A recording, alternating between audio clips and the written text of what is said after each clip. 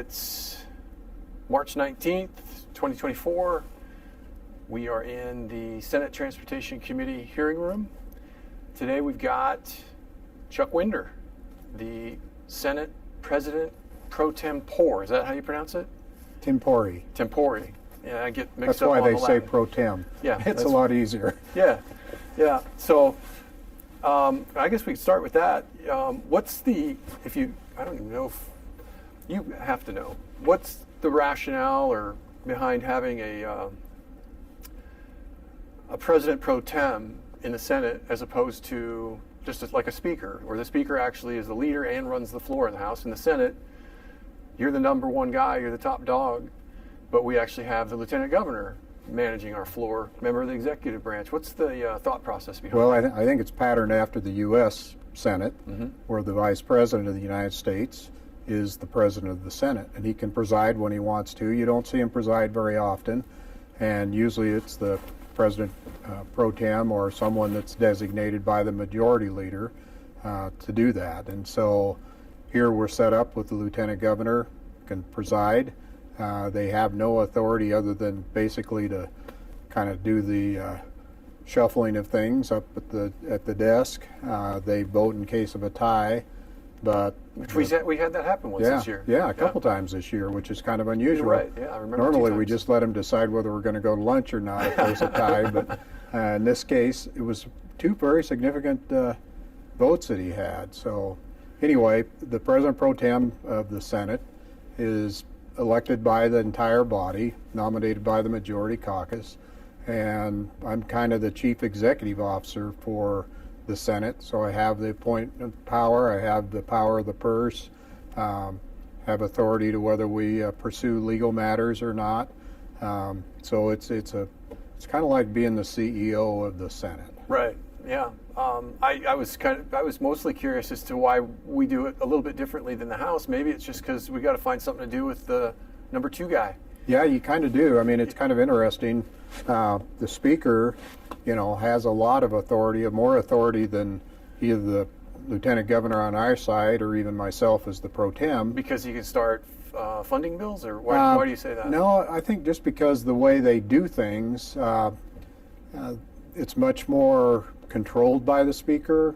The appointment process, he appoints not only the leadership of the committees, but he appoints and allows the appointment basically of every member of every committee. Is that a Senate rule issue, or is that actually in code someplace? Yeah, I'd say it's probably more of a tradition, and it's more of a...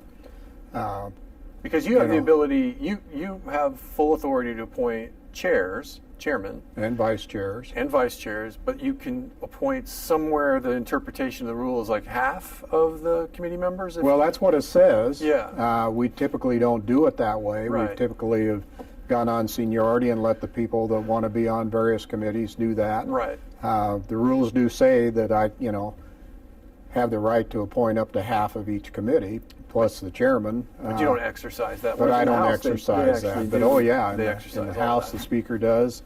The Speaker has ability to hold bills at the desk, for instance. He actually presides over the House. He could send them right to Ways and Where Means. I don't. Yeah, he's got a lot more ability to do things. Just that's the way their rules are set up. Okay. Are you okay with that? Yeah, I don't want to be a dictator. I don't want to be Are you calling our Speaker a dictator? No, not really saying that, but that's kind of the impression you get sometimes from... Maybe when you're a senator for your whole career, it seems like that. I don't know. Maybe, I don't know. I started in the House. I never felt like... In fact, our Lieutenant Governor, who presides over our floor proceedings, was the Speaker when I started in the House. So I never felt like they were dictators. But they just have more authority. The body gives them more authority. And I will say that the threat of being removed from a committee or a chairmanship feels more real over there. It feels like, I never saw it. I don't think it happened in 2 years I was in the House, but I know it happened before.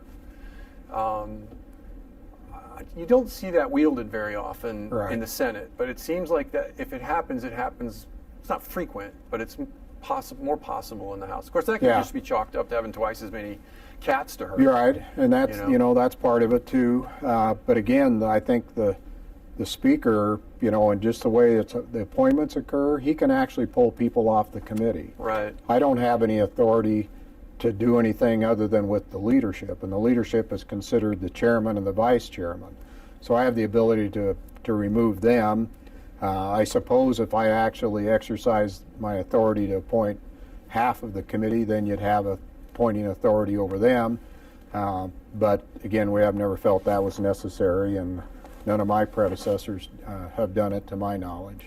So from the outside looking in for your run-of-the-mill legislators, especially when I first started, and I think this is a mistake a lot of people make, is that we tend to see leadership, the group, it's always 4 people on either side, House or the Senate, the top 4 people that we elect. So you have a second constituency amongst right. Your caucus, your party caucus, who elects you, and you kind of have to keep them happy, or you could get removed or not get reelected to that position in future years and so on.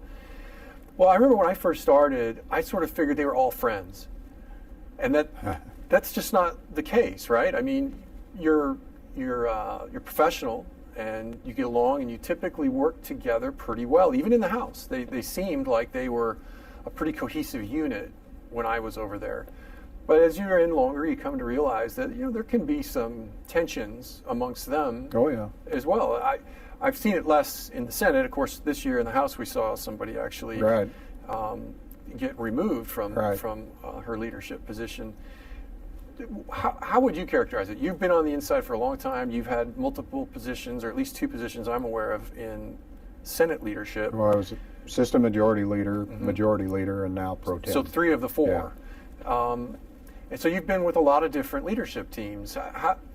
How'd that feel to you? Well, I've seen different ones. I think back to the first one I was on, and there was a Senate member that ran against the seated pro tem at the time, and they just didn't gel,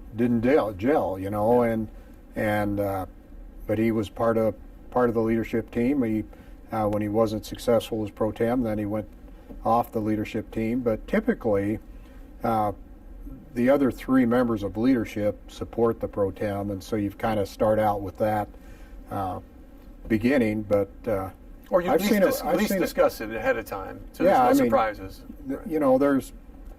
I can't say there aren't any surprises in Senate leadership races or anything, but I think we've been really fortunate on our side to have pretty cohesive teams. Back even when I was assistant majority leader, I jokingly teased at that time Senator Davis that for the first couple of years he gave me a pretty bad time because I had upset one of his really good friends as assistant majority leader, and so. But after that, it was we worked really well together. Went on to become majority leader, replace him. I had, even though he wasn't here at the time, I had his support and encouragement to run for pro tem, and so I think those relationships develop over time. You see very few relationships that don't stay pretty good with each other. You've got to work with each other. If you've got division in your leadership team, we saw what could happen over in the House this year. We've always been able to avoid that, and I think be supportive of one another. And, sure. And we'll take different. One of the things, we don't tell people how to vote over here. Right. And I will say, when I was in the House, nobody told me how to vote either. And so, but I think there's more pressure over there. Okay. I would say that's just an outsider. But I think you see it, on lots of different times. I'll vote one way, the majority leader will, vote another way, and the other. Sometimes it's split 2 and 2 on a particular issue. Yeah. But I think we're really fortunate to have 3 really good people as part of the leadership team with me, and so. Tell me about motivation to be in leadership. I look at it again from the outside looking in, and your job looks untenable to me. It looks not like it's much fun. But you have to be the grown-up in the room. There's no doubt about that from time to time. Sure, and I think that's what the not fun part of the job applies certainly to the number 1 position. maybe to a lesser extent as you go down the 4 steps on that ladder. But the number 1 position, I think, and maybe to some extent, I think the number 2 position on both sides can have a pretty good opportunity to steer policy, which has to be the primary motivation to get into leadership, I would assume, because you're kind of there early. You're working on the big stuff usually with the other side, with the governor. But you've had 3 of those 4 positions. Can you tell me a little bit about what you enjoyed the most and disliked the most about each of them? Okay. Just for starters. Well, I think your first question was, what motivated me to go into leadership. Yeah. And in my second year of my first term, a group of senators came to me and said, "Get ready." And I said, "Get ready for what?" And they said, "You're going to run for leadership next time."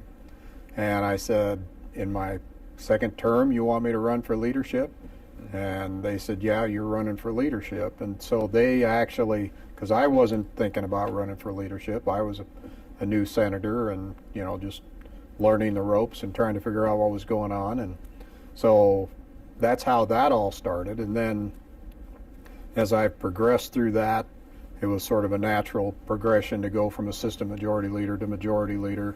I don't know how many pro tems have not been majority leaders, but quite a few. I don't know whether it's 50-50 or not, but there's not a natural progression from majority leader to pro tem. Seems like majority leaders, it's a pretty sticky position, even in the House, that once you're in there for quite a while, and you'll see multiple speakers even, or pro tems. Right. Yeah, it is interesting that you pointed out. And so I think that's been interesting. I don't know exactly why that's the case, but that's sort of the case. And you obviously have to have a majority leader and a pro tem that work well together.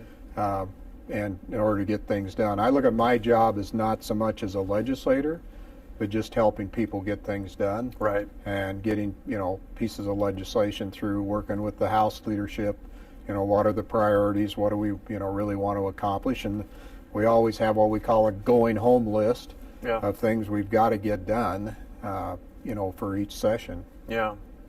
Okay. But you have to make a choice. Are you going to go in leadership, or do you want to be a committee chairman? Okay. And that's kind of the way it's always worked, is you make that kind of choice. The choice was made You were for committee me. chair. You were transportation committee chair. No, weren't I've you? never been a chairman. Really? Yeah. I didn't know that. Once I became the assistant majority leader, I wasn't eligible to be a chairman. Yeah, once you're in leadership, you can't chair a committee, for sure. I understand that. I thought you had, I guess with that short, you started moving up so early, you sort of missed the window for because that's somewhat seniority based. Yeah, it is. I think pro tems typically look at how long you've been in. So if you'd only been in a year, it'd be tough to be a chair that quickly. Makes sense. I like being a chairman. Thank you for the appointment to You've the chairmanship. done a great job. I'm glad you were willing to do it. Appreciate it. It's been very educational and it's been enjoyable. And I look at what you guys do, and I'm thankful that you do it, because you end up being, before we all got into the legislature, maybe some of us are still working a lot. I know I still have an actual job too, but in my past, I've run some large companies. I've had a lot of employees and things like that. And this is not a company, obviously. You have we're all chefs in the kitchen, and it's got to be tough to manage. So I look at the stuff that you guys have to deal with on a day-to-day basis is really like a lot of it's the bad stuff that you have to deal with when you're running a company. It ends up being not what you anticipate when you think I'm going to get the title and be the CEO or president of a company. You end up dealing with a lot of human resources stuff. And we don't get to hire the people that that we work with as senators or as House members. They're elected by, their constituents, and that's one of the things that I try to remind people, that there are people from northern Idaho that couldn't get elected in my district, and I couldn't get elected in their district. There are people in the Democratic part of Boise that I couldn't get elected in, and they couldn't get elected in my district. And so it's really interesting when you look at the makeup of the body. I think everybody's at least a type A personality, You almost have some to be people, to you get know, elected. double A or triple A, but That's a good way of putting it. you know, so I think from that perspective, it's kind of a voluntary association, and people can choose to, you know, participate. They can choose to Right. be civil. They can choose, you know, to say, "Hey, I'm here to be a disruptor." You Yeah. know, so that's kind of the way the system was set up. Sure. And, yeah, absolutely. So And I'm no historian, but you know, I do listen to like when I'm driving. I live 7 hours away, so if I'm driving back and forth, which I do pretty frequently, Yeah. I'll listen to audiobooks and stuff. And one of the things that I find interesting is how in modern news and culture today, they talk about how the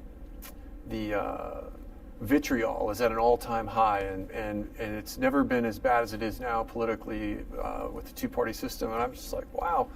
I mean, if you read any book or listen to any book about the times starting before our country formed, but you know, Oh, yeah. dealing with the founding fathers, they hated each other.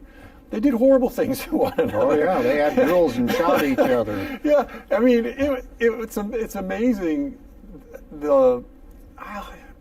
I don't want to call it lack of perspective because I'm not trying to be critical of anyone, but I'm a bit more laid back, I guess, about, I don't like it when it happens to me. It's not fun. It's not pleasant. I don't like it when Right. it happens to my friends. It's uncomfortable, but it has always been rough in this country, at least. Yeah, I It think has so. always been personal, and it's always been, you know, not pleasant. Yeah, and I think, you know, today the big difference in the last, you know, 15, 20 years has been social media. Right. I think that's changed the game a lot. So I'd say that's one of the tougher parts of it, is anybody on the internet, you know, can say pretty much anything they want. Right. And it's tough to countermine it or contradict it or correct it. It's just the way the system works. That part's tough. But I still think that there was the founding fathers wanted a natural tension, Yes. you know, in the bodies, Well, because they complained about it too. They didn't like Right. they didn't like that it was so personal and Right. so mean. But they would and still even George participate in it. Washington, you know, when he left his office, talked about the dangers of the party becoming Two-party system. you yeah. know, becoming too powerful and Yeah. trying to, you know, control the government from one perspective or another. And- Right. Back then it was federalist versus Right. state. Yeah. So I Rights mean, you know, folks, there's a natural tension. If they didn't want as much tension, they would have just have an executive branch or something, and they wouldn't have had, Right. you know, the two chambers. And there's even, you know, tension between the two chambers from time to time, and there's tension within the chambers. So, and that's something we all deal with at whatever job we have in the legislature. It's you get, especially in my case, my first campaign was super rough, but you told a joke one time. I probably told it more than once about a deer with a target symbol on his Far side. on his side. And the other deer says, "Geez, that's a rough birthmark." Yeah. and anytime you're the speaker, Right. anytime you're the pro tem, You're the first you're line. Yep. going to be the, you know, the buck stops here, and you're going to be the target for Yeah. a lot of different things, whether you did them or you didn't.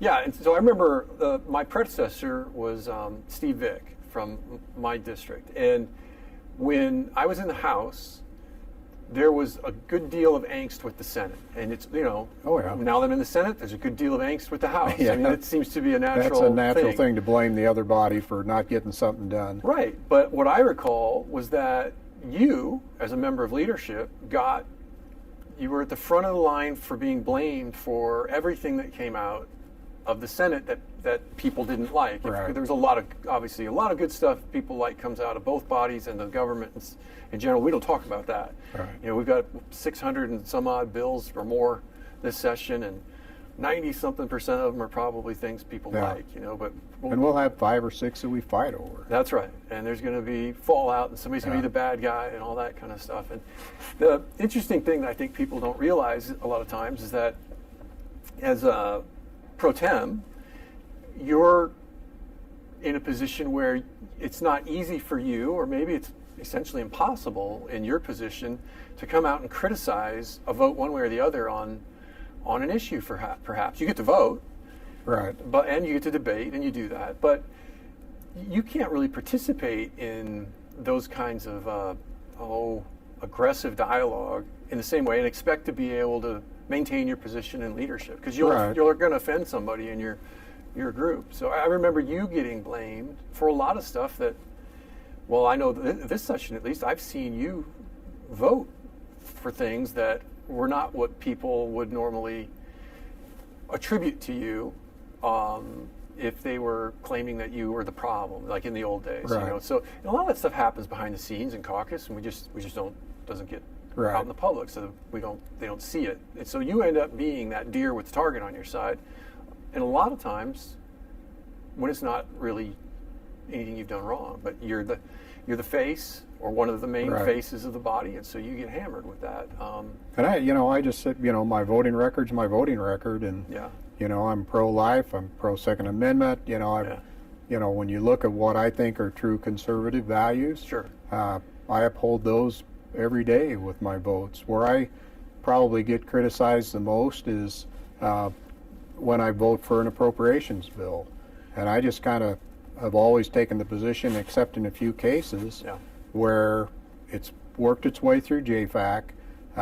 They've debated it. They know more about the budget than I know, or anybody else that's not on the committee is going to know. And so I trust that part of it. And as long as it's not out of line, Yeah. I typically will vote yes. I get rated down on that. Well, the point I think I'm trying to make here is that you're going to get attacked by somebody, because there's half the people are on one side or the other of a lot of Right. these issues. You're going to get attacked by a good chunk of folks, no matter what, Right. because you're the face of the body. So that's just something that if you want to be in charge, you've got to be ready to Right. shoulder, right? Right. Now, I assume, and this is more of a question, that you've seen that from your predecessors. Didn't they have to do kind of the same thing? Oh, yeah. And just be willing to Right. to take that. And it's part of what your job is, and you have to be, Yeah.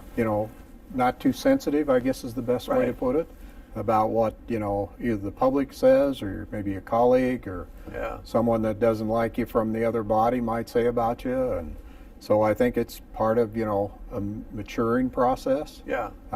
realizing that in the heat of the moment, people say things, but the next day they may need you and you may be voting with them. Yeah. And it's just kind of the nature of the beast. Yeah. I think it takes a willingness to do that. I think there's a misconception probably that folks think that, like, if they were in that spot, it wouldn't be like that. Right. And it's just, I think that's Pollyannish. I think whoever's in that spot is going to be taking arrows. Yeah. And it doesn't matter if you're the most conservative, the most whatever you want to call the most best thing, whatever most people think would be the Right. best type of person to have in that position, you're going to take arrows. Yep. So thank Very you. true. Thank you for taking the arrows Yep. for the rest of us. It's part of the job. So Yeah, I know, but it's most people are really good to me. yeah.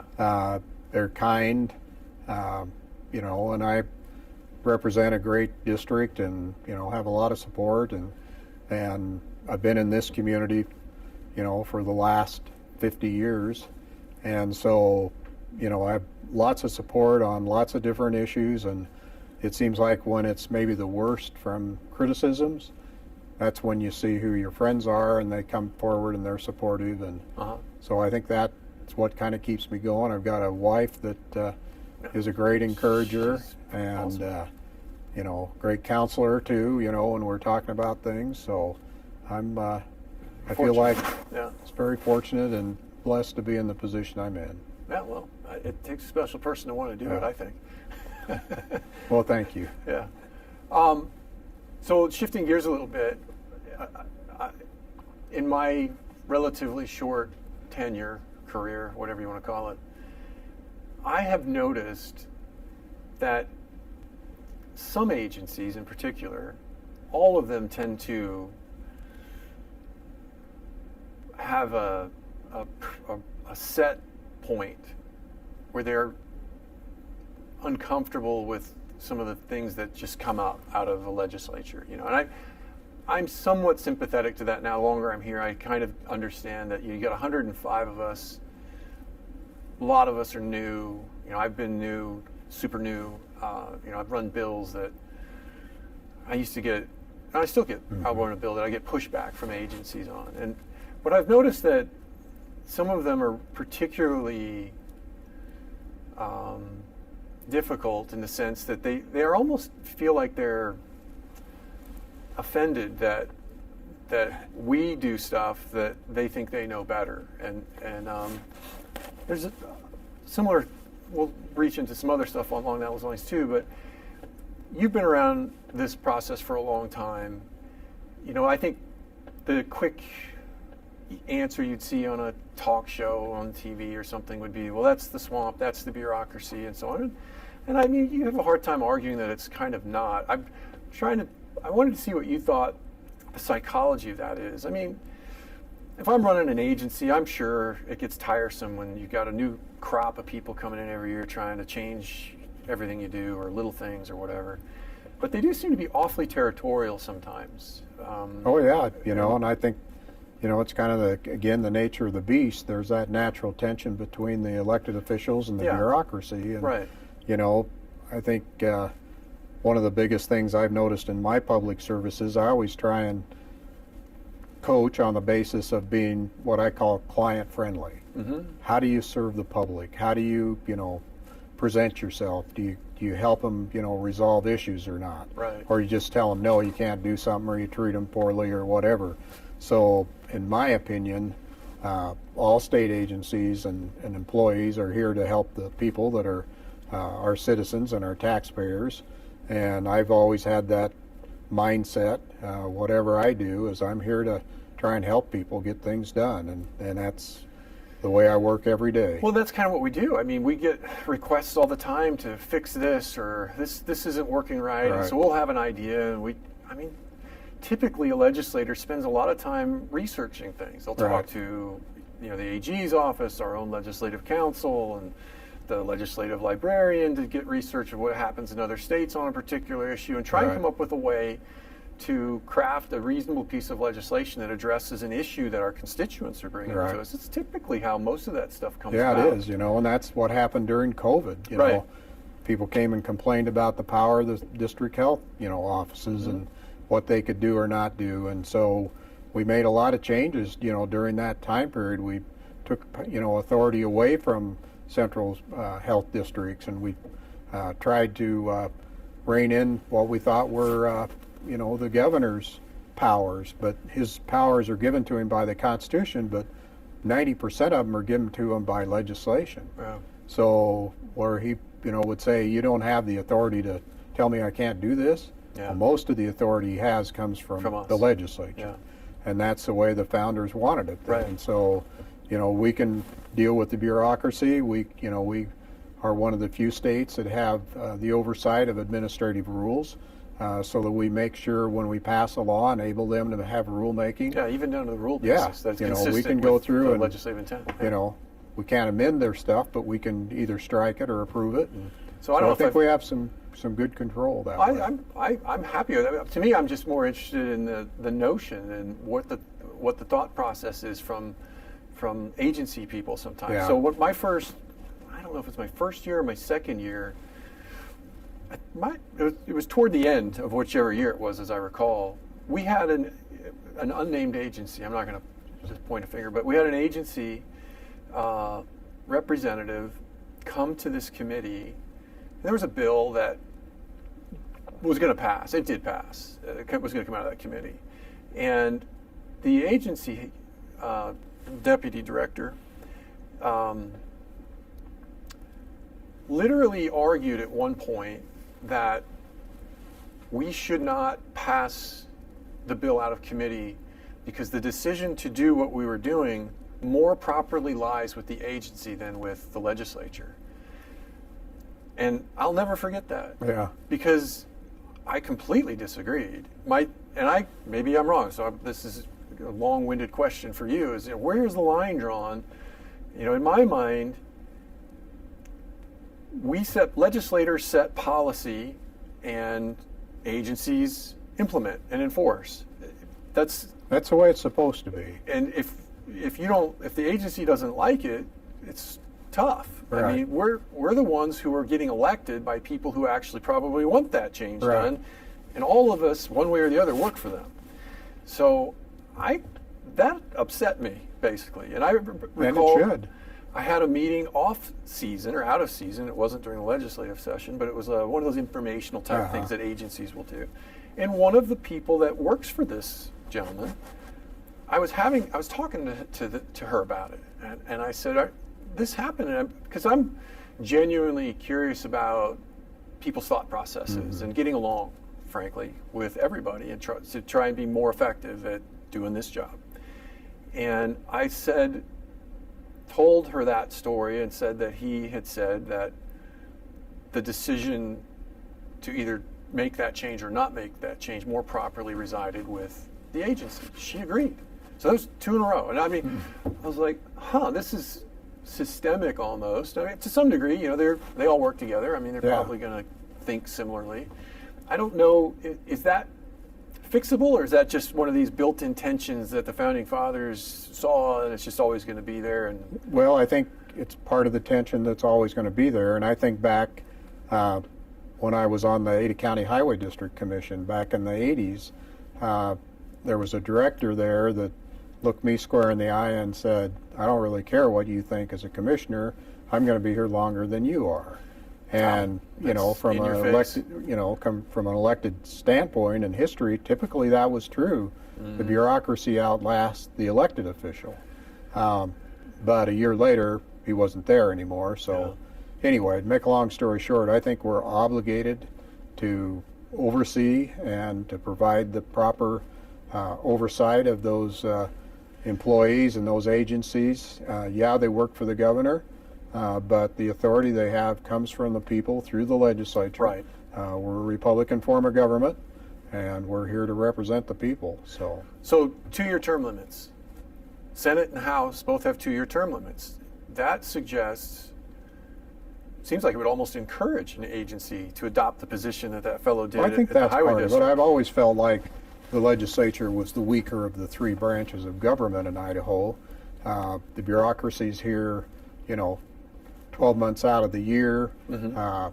When we're not in session, we have 2 full-time employees in the Senate versus Right. thousands in the bureaucracy. Right. And so we just don't have the power or to be involved in everything at all times. The upside and is none you of can- us want to be. Right. I think we want the citizen legislature. We want us to be a part-time Exactly. legislature. That's right.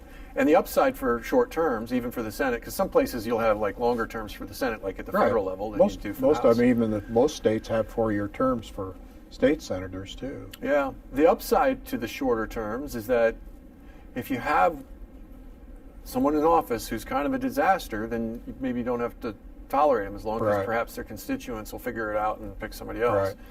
Yeah, we have term limits every 2 years because the whole legislature turns over every 2 years. Well, and after this redistricting, we had a huge turnover on Yeah. both sides. It was almost 50% for the Yeah. entire legislature, Yeah. right? Had some retirements or people who Right. just chose not to run Right. in there as well, but just a sea change, really. So I wonder, though, if we're focusing on combating bureaucracy and not losing fights where they maybe try to wait us out. And right now, for example, you'll recall last year we got some legislation passed that I needed, and you and the rest of the leadership were very helpful in getting it done to deal with your gun deal range. with the gun range Yeah. up in my Right. my area, and the Idaho Fish and Game folks didn't really like that. Right. We kind of had to force that issue, and we did, and it's essentially a done deal, and it's going slowly. Still isn't done, and we've talked with them, and the directors assured us that it's just the process. But there's always this thing in the back of my head that are they just trying to wait me out? I wonder a little bit about Oh that. yeah, I don't doubt it. In some cases, that's very true. Yeah, and I don't want to say they're doing that because I Right. I don't have any. Right now, they're proof. cooperating and doing Yeah, but it's trying to going move forward, super but, slow, and so I don't want to get into the details of all of that, but hopefully, I think it will work out. I think I'm going to be reelected. We just got done with the Yeah, you don't the have sign anybody up. running I don't have against you, anybody so- running against me in the primary, and my district typically doesn't elect Democrats, so I'll Right. probably be back. I don't want to assume anything, and we'll have to run Right. a campaign, but it is, is Yep. what it is. So, but yeah, that's a little thing that sticks in the back of your head. You're Oh, kind yeah. of wondering if they're hoping. Right. I mean, And I'm sure there's some that are that way, and Yeah. there are others that seem to work really well with the legislature and yes. go, hey, we understand that you guys set the policy and make the rules. And, Yeah, and I'm not trying to disparage So- Fish and Game. They work really well with me on other things. Right. I'm just saying that's a good example about maybe waiting them out on the term limit thing. Now, you must have addressed, even in your career, term limits. Has anybody ever tried to increase the amount of time that our terms lasted? A few years ago, when you were in the House, there was a fight between the House and the treasurer for the office space Yeah. on the east side of the building, and I facetiously told the speaker, "Well, we'll support I think it was $11 million for tenant improvements if you'll give us 4-year terms." And they said, "Then we won't have any office space." So, and I've heard the current speaker say, "Over my dead body will we ever give the Senate 4-year terms." So I don't think you'll ever see that change. At least not out of the legislature. I suppose Yeah. it would take an You initiative you or could something do like that. initiative probably and Yeah. see what happened, but I'm not sure I am that motivated to Yeah. do it. It's I mean, it's fine. People get to vote every 2 years, and Yeah. you're up or down or whatever. So and I can certainly see how one side doesn't want to give the other side more power. There does seem to be. Tell me about the ebb and flow of House and Senate collegiality. Is it always tense, or have there been times in your career of 16 years, or that the two sides kind of worked hand in hand? And if that happened, did they just, was it better? Or? yeah, I think, at least in my opinion, we've always kind of figured out what the priorities are for both House and Senate, Yeah. and then work to achieve those as part of the leadership, team and goals and strategy. There have been a few times when the tension's been really high over not necessarily personalities or anything, but just a specific bill, and the House has a tendency to hold bills in committees, want to trade something for those. We call them hostage bills, and the Senate's typically taken the approach of, hey, we've got a good piece of legislation. If you think it's, you're going to sway us into doing something that we don't want to do, just shoot the hostage. And so that's been part of it, but that's And usually. you're saying the Senate has never. Oh, we hold bills too, Okay. but I don't think we do it quite as much. At least where you're historically, trying to make yeah. deals out of it. We're holding it to see maybe what happens and timing, and but it's an interesting process that we go through, and a lot of people, there have been a couple of the new legislators saying, well, we ought to hear every bill, Well, that's sort of just functionally not possible. right? Yeah. And we'll get 600 to 800 bills printed in a session, and some of them are just poorly written. And That's an interesting topic. I've talked to some folks about that, and there was a lot of frustration. When I was in the House, I was frustrated with the Senate because I couldn't get some bills heard, and that's just going to happen. I had bills in the House I couldn't get heard. That's going to happen from time to time. But I always said, even then, and I still say today, that there's no reason to be in leadership if you can't have a little bit more ability to direct policy. What's the point otherwise? right. And when I say leadership, I'm saying it broadly, including committee chairs. Right. And I think in the Senate, I've never had anybody in leadership ask me to either not hear a bill or hear a bill. And I'm not saying that won't happen someday, but for the most part, it feels like leadership's pretty hands-off on the committees, or at least respects the chair's ultimate decision on things. And obviously I appreciate that. Now, as a chairman, I like the ability to say, well, I'm not going to hear that because maybe I think there's something wrong with it. Now, or maybe I've got enough experience where I know that it isn't going to make it in that way, or so you use that ability to hold it to say, look, change it this way, make it this way, so that then we'll give it a hearing, or not, and it strikes me that that's not a ton of authority, but it is a little bit, and it has a useful purpose, and it will annoy you if you're on the other end of it. But if you're patient, or you're willing to make a small change, usually, you can get where you need to go.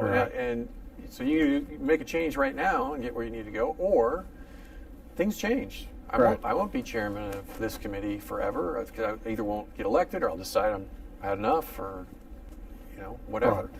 Maybe I move to a different committee. You never know.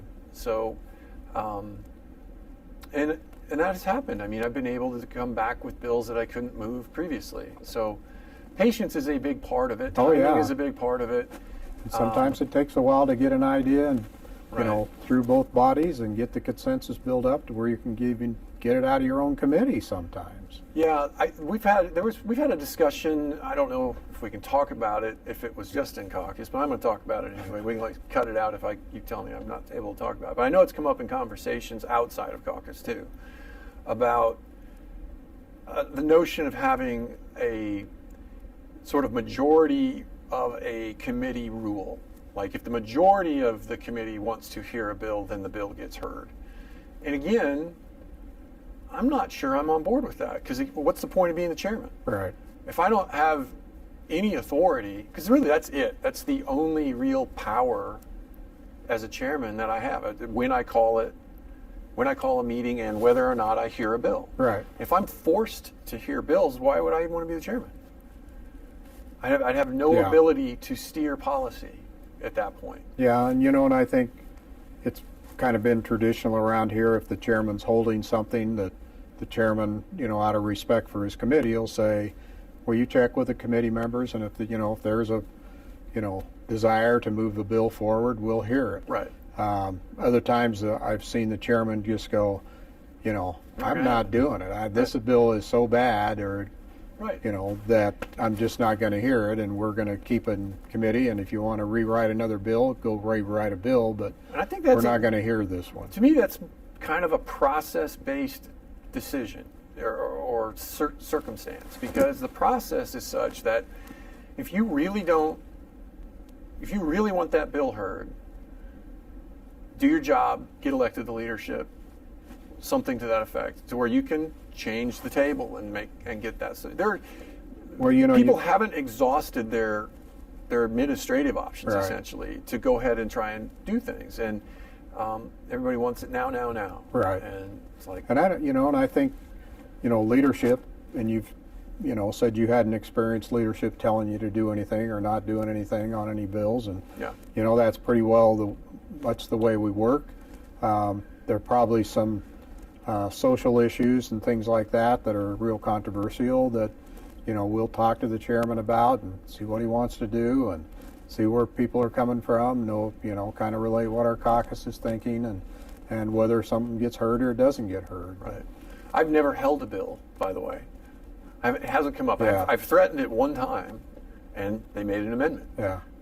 And that's usually all it takes is, hey, I'm not going to hear it, if I'm going to hear it, it's going to go to the amending order. Right. You better have some amendments ready. So I think that's part of the process. It's part of making good legislation. But I got it easy. Transportation committee doesn't get a lot of the really hot issues. Yeah. You don't get into abortion. You don't get into Second Amendment rights. Right. So those are the hotter health and welfare issues. They're just tough issues sometimes, and you've got volume there. You have so many bills. You almost need to be able to kind of winnow it out some, or you're just not going to ever get done. Right. I watch you guys in state affairs whenever I have a bill that I've got. In fact, this morning I came through with a couple of bills. So it's usually just when I have a bill that I go in and watch what you're doing. But that is a tough committee. And another interesting difference between the House and the Senate. In the House, the leadership committee, the committee where all the leaders from the minority and the majority have positions, all of the majority and some of the minority typically, is Ways and Means. And it rarely meets. It's kind of a tool for them to deal with certain special circumstances. Yeah. The State Affairs Committee over there deals with all of the tough issues, but it doesn't, I'm not sure any of the leaders are in it in the House. I don't think there are. I was in there today. I don't know that it's maybe never, I don't know. But I don't think this year at least they have any of their 4 leaders in there. In the Senate, State Affairs is still State Affairs. It's got all of the work, all of the drama and heightened emotions and all of those issues, and it's a leadership committee. So you have to be in there. Part of me thinks Senate leadership is dumber than House leadership because you make your lives so hard. Oh yeah, there's no doubt about that. But why don't you have a Ways and Means committee over here? I don't know why we don't. Is that in statute or is this something we do by rule? No, it's by rule. We have half as many people, and you're covering yourself up with some pretty hard work. Oh yeah, and I think it's been the tradition of the Senate. I know you inherited. You know, I'm not calling you dumb. No, I know, but but why do you put yourself into this situation where you're dealing with abortion laws, you're dealing with the transgender laws, you're dealing with gun laws, you're people dealing don't with all understand the how really much time that takes. Tough issues. It's not just the time you spend and sitting in there, which is considerable because you meet daily for most of the session, usually 1 to 2 hours. It's never that's time you could be spending working on high level bills and negotiations, doing payroll, and the vendors. So why has no Senate leadership group forever decided that might be something to do? I don't know. That's a good question. We've talked about, I know in the past, doing a Ways and Means committee where we could send something, because if it goes to Ways and Means, it's just in the committee, then it goes to their second reading calendar. So that automatically speeds up the whole process. You can expedite stuff when we need to expedite at the end of the session. And we have some ways of doing that, but not as we have to suspend rules quickly as they do. And they also, if the leadership wants to kill something over there, they'll send it to Ways and Means, and they'll just sit on it. Yeah. And so we have never done that. We've typically let the germane committees that deal with the subject matters. I was just curious what the history of it was, what the rationale was. I don't know, because I wasn't here when it was established, but it's been that way since I've been here, and long before that too. So, in fact, one of the interesting things about State Affairs Committee, it is a leadership, so it's both the majority but it's a working committee. Yeah, it's a really hard-working committee. It's arguably one of the hardest, if not the hardest. Right, and I remember, and it's the House, it's the minority leadership and it's the majority leadership, and then we select a chairman. I do that, a vice chairman, and then I put one other person on the committee. So there's 3 non-leaders. Right. And the rest is leadership for the majority. And I really look at our chairman as part of our leadership team. Right. I call them the JV. Yeah. I don't know if they like that. They're not JVs, but anyway, they're a very important part us. of. I'm one of them. I know. But I remember when I was first running, I had to go and for different interviews for different groups, and the lobbyist had a lunch and invited us to come and talk, and one of the questions they asked was, what committees you want to be on? And I said, well, I want to be on transportation, probably education, and for my third one, I'd like to be on state affairs. And they just laughed and said, tough, yeah. There are no freshmen on state affairs. And this year, we had 2 members. Because we had so much turnover. Right. You had to go deep on the bench. That's how I got this committee chairmanship. Yeah, exactly. So, and it isn't that you weren't going to be a chairman. It was just, hey, the circumstances are we had almost 50% turnover. We had to use people that were coming over from the House to be chairs, and so I think it was an unusual circumstance, and so here we had 2 freshmen on the committee, probably has never ever happened before. But they've done a good job, and they've represented a good perspective. And Yeah. Senator Hartkin is the other one. got burnt. And oh, you're talking about on state affairs. Yeah, on state affairs. I thought you were talking about the chairs. No, freshmen. so it would be you, Senate freshmen. Van Orden, and Hartkin. Yeah. Were new to the Senate. New to the Senate, Yeah. and were made chairs. Right. Yeah. Well, maybe we should. Because I thought you guys would do the best job and had the experience of it, being on the House side and having some of that under your Yeah, I belt. was in transportation over there. So yeah. it was pretty hard to bring a brand new Sure. person in and make them chairman. But I know in other states where they have term limits, Yeah. there are freshmen that come in and, just out of necessity have to be a chairman, This is which would probably be tough. a good time to bring that up. That's one of the things I figured out really quickly when I started in the House was that this is not the kind of job, and this is a state legislature. It's not. I don't even know what it would be like at the federal level. But even for the state legislature, there is so much to know that term limits, at least if they're pretty short, are going to be pretty negative Yeah. for the people, I think, because the knowledge, the brain drain, when you see we had a big turnover and that sort of thing, you have to have people who've been here for a while, who've experienced some things that don't happen very often. Right. And so they've got the knowledge and experience of knowing that, yeah, no, you don't want to go that way. Right. Or you really need to consider going this way. Or we've seen that happen before, and if you're not careful, you're going to accidentally wind up in a really bad place. And then just basic stuff, like you'll be sitting in committee, and like I sit next to some folks in all my committees who've been around a while and know a lot, in resources as well.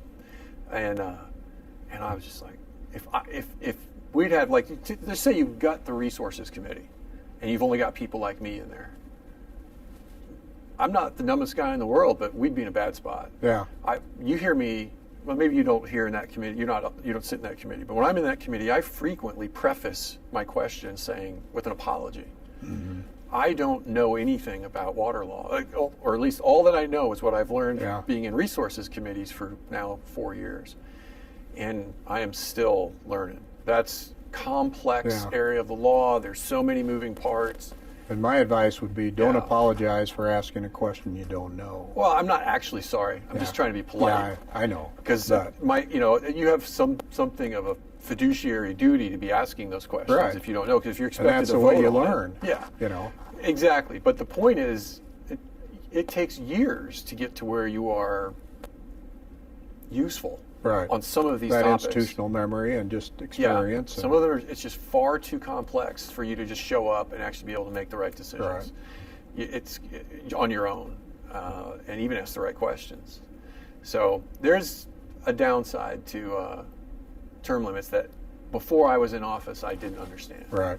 Yeah. And my colleagues in Montana, they only meet every other year. Is that right? And they have term limits.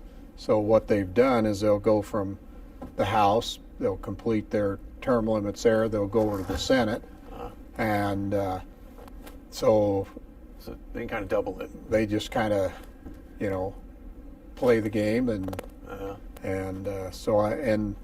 they have so many new people. They don't have a lot of institutional memory. The committee chairs sometimes are freshmen with no experience. So term limits in their case hasn't worked very well in the opinion of the legislature. It may have worked really well with the public, I don't know. Yeah. But I know by initiative Idaho passed term limits years ago, and brought it back, and under the provisions of our Constitution, the legislature can amend or overturn or write a new one because it's just considered a law. So they did that. They got rid of the term limits, and their timing was probably pretty good because the U.S. Supreme Court said states couldn't limit the terms of congressional candidates. So term limits went away. There's a discussion this year of trying to amend the U.S. Constitution with term limits. Right. balanced budget amendment. Yeah. Another one's just convention of states Via to deal convention, with, yeah. with a broader spectrum of issues. Right. Yeah, that's at that level. Yeah, it's hard to. I don't know if it's a different set of problems there, but you get into this that conversation we had earlier about maybe the tension between a legislature and the agencies, the bureaucratic entities. I don't mean that to be disparaging, but it's a bureaucracy by definition, is just never going to go away. And if you start talking about term limits, you actually tip the balance in favor of the bureaucracy because they have all the institutional knowledge, and you're going to be more reliant on that perhaps. Yeah. So I don't know.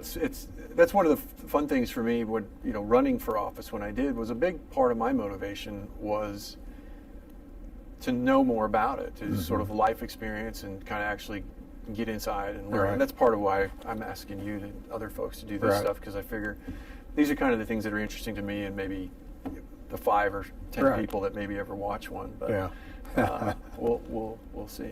But I'd like to do it again, if you don't mind. No, I think glad to do there's lots of fertile ground here for us to chat with, and I really enjoyed it. Thanks for doing it. And then we'll just wrap it up, I guess. Okay. Thank you, sir. Thanks for having me. My pleasure.